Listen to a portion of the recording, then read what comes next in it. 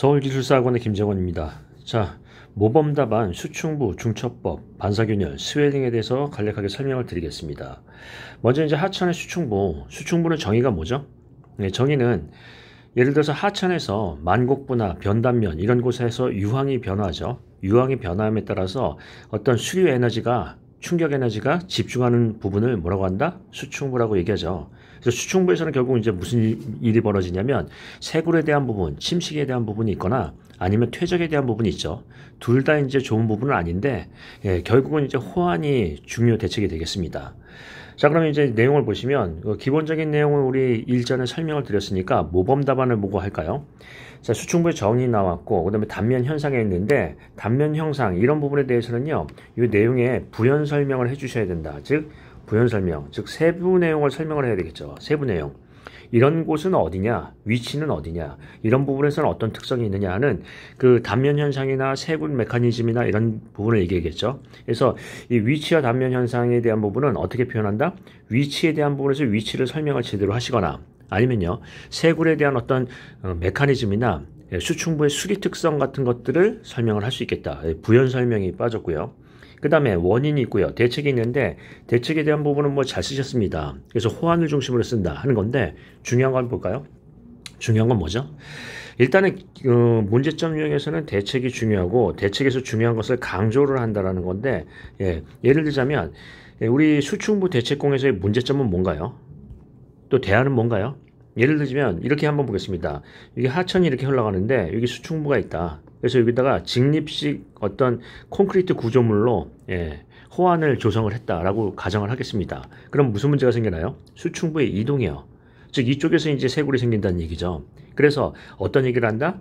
예를 들자면 수충부의 이동에 따른 하류 세굴 문제와 연성구조의 적용 방안 이런 얘기요. 즉 다시 한번 얘기해보면 연성구조를 적용함으로써 어떻게 한다? 수류에 대한 수충부, 수축력을 에너지를 흡수를 하고요. 하류 하천의 영향을 줄인다는 거죠. 그래서 어떤 얘기를 해요? 수충부의 이동에 따른 어떤 하류 세굴 문제와 세굴 문제와 또 뭐한다? 연성구조의 적용 방안 뭐 이런 부분을 얘기를 꺼낼 수 있겠네요. 자, 그 다음에 두 번째 한번 보겠습니다. 예를 들자면 여기 이제 교량이 지나간다거나 여기에 이제 하수 배수 통문이 있다라고 한번 쳐보겠습니다. 그러면 어떤 문제가 생기죠? 암거가 이제 지나간다고 한다면 여기 이제 교량이 있다고 한다면 교량에 대해서 여기 이제 해안도로를 선형을 맞추기 위해서 여기를 이제 밑을 제방고를 낮추죠. 그러면 이 수충부에 대해서 원류나 침식에 취약할 거예요. 아니면 여기 이제 예를 들어서 암거를 설치한다. 즉 배수 통문부를 설치한다고 한다면 수충부에 대해서 배수 통문부가 취약하고요. 결국 제방 붕괴로 이루어질 거예요. 그래서 어떤 얘기를 한다? 수충부에서의 어떤 시설물에 대한 문제점과 개선 과제 이런 얘기는 어떨까요? 보강 방안이요. 이해되시죠? 그래서 어떤 얘기를 하냐면 이런 기술사 문제에서는 가장 중요한 게 뭐죠? 국내 또는 실무 또는 현장 이런 부분에서의 문제를 발췌하고요. 기술사라고 하는 거는 뭐라고요? 국내, 실무, 현장에서의 어떤 문제점을 발췌를 하고요. 대안을 제시할 수 있는 사람이에요. 그러니까 이 답안을 볼 때는 기본적인 부분에서 뭐 기본적인 위치, 문제점과 원인, 대책을 하고 있는데 뭐가 빠졌어요? 실무에서의 문제가 빠졌죠. 그러니까 실무에서 대한 문제점에 대한 그 지적이 없다면 기술사 답안 취급을 안 하고 59.9를 준다고 했죠. 그래서 그런 부분이 나머지는 잘 쓰셨는데 그런 부분이 안타깝다. 그래서 실무에 대한 부분을 얘기를 꺼낼 수 있고요. 자, 그 다음에 중첩법과 산업안전보건법이에요. 이거는 이제 비교표니까 계속 이제 지적을 받는 부분이 뭐냐면 요 비고란에 이 중대재해처벌법과 산업안전보건법의 가장 큰 차이점을 요약을 하시면 돼요. 차이점을 요약. 뭐 현장 얘기를 쓰라는 얘기가 아니라 여기 이제 두 개를 비교를 했잖아요. 비교를 했으면 여기서 차이점을 요약을 하셔야겠죠. 이게 가장 큰 차이점이다 라는 거고요. 그 다음에 이제 중요한 부분은 뭐냐면 경영자의 조치사항 뭐 이런 거 잘 나왔는데 이런 부분 한번 보겠습니다. 결국은 이제 타겟은 중처법인데 중대재해처벌법인데 중처법에서의 개선 과제가 없나요? 예를 들자면 중처법에 대해서는 지금 이제 논란이 있어요. 근로자 측에서 이게 적용이 아직까지 안 되고 있다고 문제를 제기하고 있고요. 사용자 측에서는 사용자는 어떤 얘기를 하는 거죠? 경영주, 우리가 이제 경영자 또는 사업주 경영자 또는 사업주 측면에서는 경영이 위축될 수 있다고 얘기를 꺼내고 있어요. 그럼 어떤 방법을 할 수 있나요? 즉 분명히 개선 과제가 있을 수 있겠죠. 어떤 유예 기간을 둬서 예를 들자면 삼진 아웃제라든지 아니면은 투 스트라이크 아웃제라든지 이런 부분을 도입을 해서 어떤 제도를 개선을 하고 정착할 수 있게끔 하는 그런 방안이 필요하겠죠. 그래서 중처법의 개선을 제시하는 게 중요하죠. 그런데 이 답안을 보시면 비교표 잘 쓰셨고요. 그 다음에 조치사항 잘 썼는데 무슨 얘기를 한다? 중처법 얘기를 하는 게 아니라 다른 얘기를 하는 거죠. 뭐 교육수료제를 얘기를 꺼낸다든가 아니면 뭐 안전관리비를 한다든가 이런 얘기를 하는데 중처법의 개선 방안을 제시를 해야 되겠죠. 이해되시죠? 중처법에 대한 부분은 분명히 좋은 점도 있고 나쁜 점이 있을 거예요. 그러니까 이 제도를 본 취지에 맞게 어떤 중대재해를 억제한다라는 목적으로 간다고 한다면 무엇이 나느냐, 즉 처벌이 능사가 아니고 억제를 한다면 어떤 부분에 근본적인 해결책이 필요하느냐라는 부분을 생각을 해봐야 되겠죠. 자, 그런 부분에 대한 어떤 제시가 있으면 점수가 높을 수 있다 하는 거고요. 자, 그 다음에 이제 반사균열을 보겠습니다. 반사균열은 문제점이니까 문제점, 원인, 대책이 있는데 가장 중요한 건 대책이겠죠. 대책에서는 여러 가지 대책이 있겠지만 방지 대책과 처리 대책이 있겠지만 방지 대책 중에 상부에 대한 어떤 대책, 그 다음에 중간층에 대한 대책, 하부에 대한 대책이 있는데 이 중간층에 대한 대책이 가장 유효하죠. 효과적이다 하는 거예요. 상부는 두께를 증가시킨다는데 비용이 많이 들고요. 하부에 대해서 아무리 잘한다고 한들 반사균열을 막을 수는 없어요. 그러니까 중간층에 대해서 얘기할 수 있는데 예를 들자면 조골제 등을 이용해서 어떤 우리 이제 반사균열에 대한 인장 능력을 억제한다. 거친 면을 만들어서요.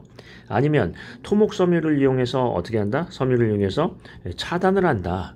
아니면 변형에 대한 수용성이 있는 어떤 말랑말랑한 구조를 간다는 거죠. 계질제 같은 거요. 폴리머나 이런 것들을 계질제를 해서 어떤 응력을 수용한다.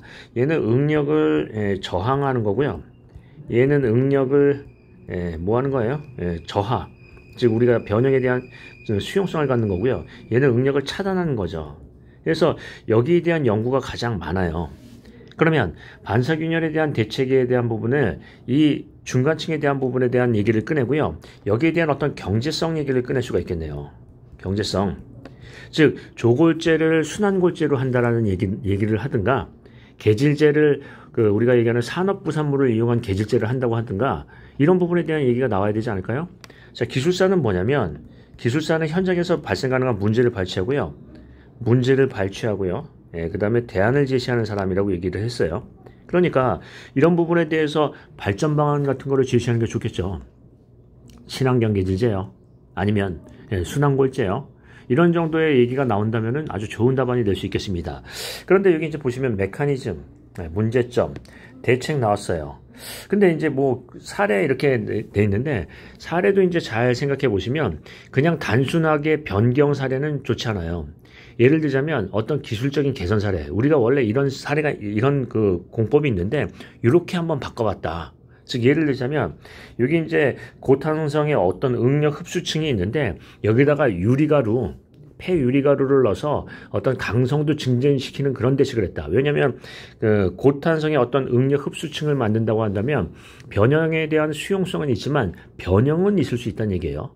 그러니까 변형에 대한 저항성을 높이는 강성을 높이는 유리가루를 넣었다. 그랬더니 굉장히 효과가 있더라.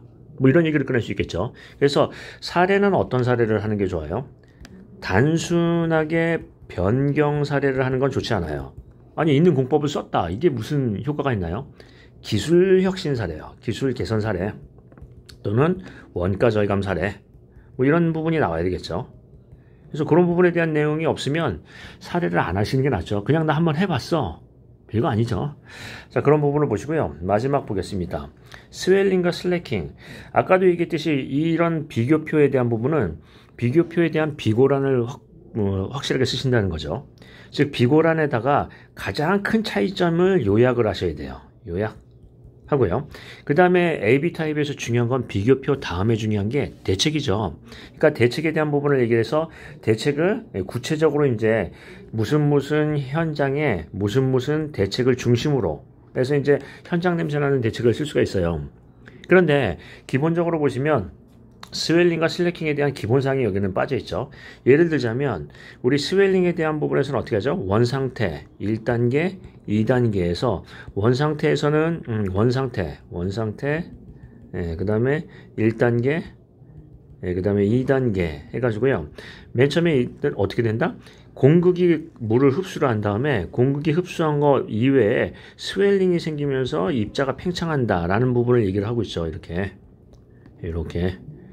이렇게요. 그래서 이런 어떤 메커니즘을 얘기할 수 있거나, 자, 그 다음에 이게 스웰링이라는 게 생기면 최적은 팽창하고 강도는 떨어진다는 얘기예요. 그러니까 어떤 함수비라는 게 있다고 한다면 강도를 얘기한다면 강도를 어떻게 한다? 어느 한계의 함수비 이내에서는 강도가 일정하게 유지되다가 어떻게 된다? 갑자기 붕괴되니까 떨어진다 라든가, 아니면 강도가 아니라 최적이라고 한다면 최적은 어떤 상태에서는 최적을 비슷하게 유지하지만 갑자기 증가하더라 하는 그런 그래프가 있겠죠. 그래서 여기서의 답안에서는 뭐가 좀 아쉬운가요? 기본적인 원리 그래프요, 도식화, 비교표, 모식도, 그래프 이런 것들을 생각을 해보고요. 그 다음에 조금 더 얘기해보면 현장에서의 어떤 부분을 대책을 쓰신다 하는 것도 중요하고요. 그 다음에 이런 것들도 사례를 얘기한다면 도로에서의 스웰링에 의한 스웰링에 의한 스펀지 현상 대책 사례, 그거를 이제 경제적으로 한 사례라든지, 아니면 사면에서의 스웰링에 의한 토성류에 대한 어떤 대책 사례, 뭐 억지 말뚝을 한다든지 뭐 이런 것들도 얘기를 꺼낼 수가 있겠네요. 이해되시죠? 자, 그러면 이제 다시 한번 보겠습니다. 여기 이제 기술사 답안에 대해서 잘 쓰셨어요. 잘 쓰셨는데 요거 하나만 볼까요? 기술사의 정의가 무엇이죠?